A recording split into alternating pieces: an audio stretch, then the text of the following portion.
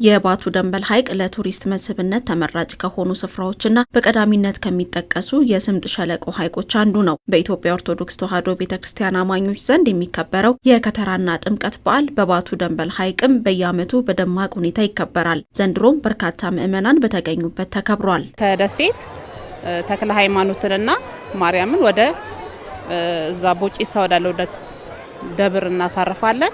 እዚህ ደግሞ እንደምታየው በዙሪያ ያሉ አድባራቶች ጠቅላላ ኪዳነ ምሕረት ገዳም ላይ ነው የሚያርፉትና ልዩ ነው፣ ደስ ይላል። ባህረ ጥምቀታችንም እጅግ በጣም ደስ የሚል ነው። አሪፍ ነው። ያው እንደሚታየው ሁሉም ነገር የተሟላ ነው ማለት ይቻላል። እንግዲህ እኛ በወንድም በሴትም ታጅበን ነው ዛሬ በዓሉን እያከበርን ያለ ነው። እንግዲህ በጣም ደስ የሚል ነገር ነው ማለት ነው። ከሁሉም ቦታ ያው ተሰብስቦ እዚህ በደመቀ መልኩ በዓሉን በጣም በደመቅ ባለ መልኩ እያሳለፍን ነው። የዘንድሮ የጥምቀት በዓል በሐይቁ ላይ የተለያዩ የባህል አልባሳት የለበሱ ምዕመናንና ጀልባዎች ታጅቦ ውሏል። ይህም ባህላዊ አልባሳትን ለማስተዋወቅ ብሎም ወንድማማችነትን ለማጠናከር ትልቅ አቅም አለው። አንድ እናት፣ አንድ ወንድም፣ አንድ ታናሽና ታላቅ ተፋቅረን ተቃቅፈን ነው የምናሳልፈው ያለ ነው። በጣም ደስ ይላል። ልብሱ ራሱ ሲናየው ዛሬ የምናየውና ባለፈው በአምና ያየነው አንድ አይደለም። አለባበሱ ራሱ ለየት ይላል። አከባበሩ ራሱ ለየት ይላል። ድምቀት ራሱ ወንዙና ልብስ አለባበስና በጣም ደስ ይላል።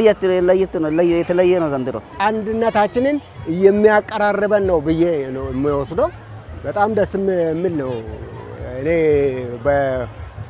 በእይታዬ ያየሁት ማለት ነው። ትውፊት የሆነ ባህላችንም ነው። ጥምቀት እንደ አንድ ዩኔስኮ ላይ እንደተመዘገበ በዓለም የእኛንም የኢትዮጵያዊ ህብርነት የሚያሳይም ነው። ሁሉም ኢትዮጵያዊ እንደ ጥምቀት ቢተሳሰብ ሀገራችን ትልቅ ቦታ ትደርሳለች ብዬ አስባለሁ። የጥምቀት በዓልን በደንበል ሐይቅ ማክበር የተጀመረው ከጥንት ጀምሮ ነው። ይሁን እንጂ ሐይቁ ያለው ዘርፈ ብዙ ፋይዳ ባለመነገሩ በሚፈለገው ደረጃ ሳይተዋወቅ ቆይቷል። ካለፉት ዓመታት ወዲህ ግን ስፍራው የቱሪዝም መዳረሻ ለማድረግ የተለያዩ የልማት ስራዎች እየተሰሩ ነው። የኮሪደር ልማት ስራው ደግሞ በዓሉን ለማክበር ምቹ ሁኔታን ፈጥሯል። በፊት ድሮ እንደዛ አልነበረም። ይሄ ድሮ ተስተካክሎ አልተሰራም። ዝም ብሎ የአባ ኮዳ የወፍ የአሳ አጥንት ነበር። አሁን ግን ዘንድሮ በጣም ለይላል። መንገዱ አሳው ሲታየው አደባባይ አለ፣ ማዞሪያ አለ፣ በክብር ኮብል አለ፣ በክብር ነው ዘንድሮ። አምና ራሱ በክብር ነው። በጣም ደስ የሚል ስራ ነው የተሰራ። ለየት ባለ እንግዲህ 3ኛ ዓመታችን ነው ያከበርነው።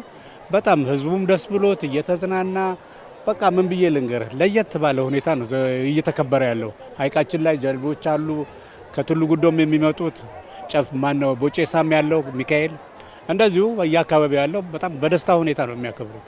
በእግራቸው ወክ በሚያደርጉበት ሰዓት አንደኛ የባህርን ደስ የሚል ድምጽ እየሰሙ ደስ የሚል ንጹህ አየርን እየወሰዱ፣ ሁለተኛ ደግሞ በዙሪያው ያሉ አትክልቶቹንም ስታያቸው ከፊት ለፊትም ደግሞ የኪዳነ ምሕረትም ገዳም አለ። ያንን ስታይ በጣም ደስ የሚል መስህብ ነው ያለው። ምቹ ነው ዙሪያዋን ለማየት። ሳይክል ተጠቃሚ ከሆንክ ደግሞ ሞር እስከ መጨረሻው እስከ ኃይሌ ድረስ ባለው በሳይክል መንቀሳቀስም ትችላለህ። የሐይቁን ዙሪያ እየተዝናናህም ማለት ነው። በባቱ ደንበል ሐይቅ በተከበረው የጥምቀት በዓል በርካታ ምዕመናንና ጎብኚዎች ታድመዋል።